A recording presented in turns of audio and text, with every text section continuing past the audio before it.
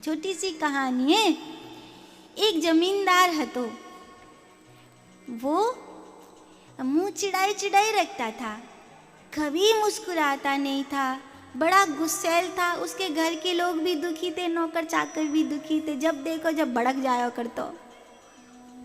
एक दिन एक साधु बाबा का मतलब नहीं समझो कि वो फकीर जैसे हते। वो बाकी द्वारे पे ते निकर के जा रहे और बड़ी जोर हंसवे लगे। तो फटे टूटे वस्त्र हते, न कछु कोई सामान फामन हतो। ऐसो कोई हंसवे को मां कारण जमींदार ने चारों ओर देखी, हंसवे को कछु ऐसो कारण ना हो। फिर इनने हंसी चो आ रही, तो अब समझ में ना आई, तो अपने नौकर ते कहीं जाके पतो करियो जाए हंसी चो आ रही है। इतना चो हंस रहे हो जाके पास, न घर न घूरो, न जमीन न जायदाद, न कपड़ा साबुत, न खावे को, फिर हंस रो है। तो नौकर ने जाके बात पूछी, आप हंस क्यों रहे हो? बोले कछु ना है, ऐसी कछु बात ना है। तो बोले अरे बता दो, हमारे मालिक को साथ भलो है जब वो हंसवे लगे, कबो ना हंसे, जब देखो मुंह चिड़ाए चिड़ाए रखे, बाकी चक्कर में हमारी हंसी खो गई है। तो बता दो तुम जो हंस रहे, शायद हमारे मालिक को भलो है जाए।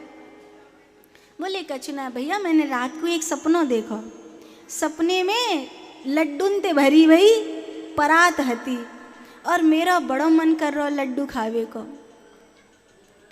अब जैसी मैंने वो लड्डू का नाम है हाथ बढ़ायो, सो लड्डू हवा में उड़ गए। सो आवाज तुम्हारे जमींदार जब बैठो का हो तो बाकी बगल में लड्डू की थाली धरी। सो उन लड्डू ने देख के मोए हंसी आ गई कि चलो हकीकत तो हकीकत, हमारा तो सपने में उधर भाग्य, हमें तो सपने के लड्डू बूढ़ जाए, हमें तो सपने में भी लड्डू ना मिले।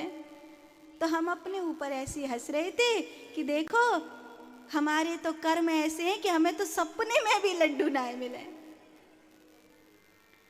जी कोई हंसवे की बात नहीं है। नौकर ने जाके जमींदार को बता दिया, इस बात पे हंस रहा था। तो उसने कहा ये कोई हंसने का कारण नहीं है, ये कौन सा हंसने का कारण है? लेकिन वो हमेशा हंसता रहे, हमेशा हंसता रहे। तो उस जमींदार ने राजा से शिकायत कर दी कि एक साधु है, वो कुछ नहीं है खाने को, उसके पास रहने को घर घूरा कुछ नहीं है, हंसते रहता, बिना कारण हंसते रहता है। तो आप उसको दंड दीजिए कि वो बिना कारण क्यों हंसता है, कोई कारण हो तो हंसे। राजा ने कहा ठीक है बुला लो। राजा ने उसको बुलाया, कहा महाराज क्यों हंसते हो? तो उसने कहा महाराज हंसना कोई जुर्म है क्या? अगर कोई जुर्म हो तो बता दीजिए। बोले जुर्म तो नहीं है, पर इतना हंसते क्यों हो, कोई कारण तो होगा। जब तुम्हारे पास घर घूरा कुछ नहीं है तो फिर तुम्हारे पास तो कोई सुख नहीं है, कोई कारण नहीं है हंसने का, फिर क्यों बता?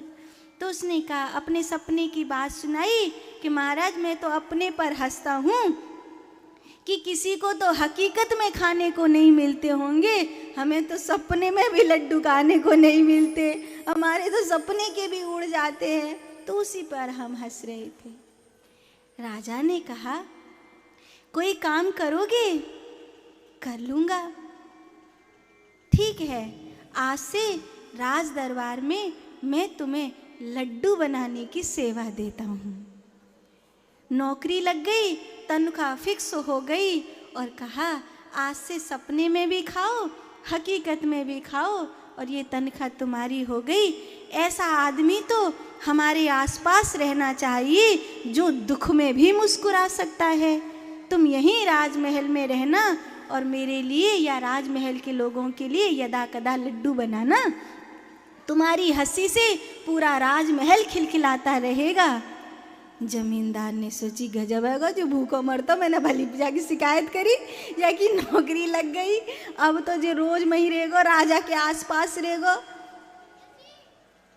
तो वाकई नौकर ने कही मालिक कम से कम अब तो समझ जाओ कि मुंह चिढ़ा के रहवे ते कछु फायदा नहीं है, दुख होए चाहे सुख हमेशा मुस्कुराते रहिए, प्रसन्न रहिए, खुश रहने का प्रयास करिए।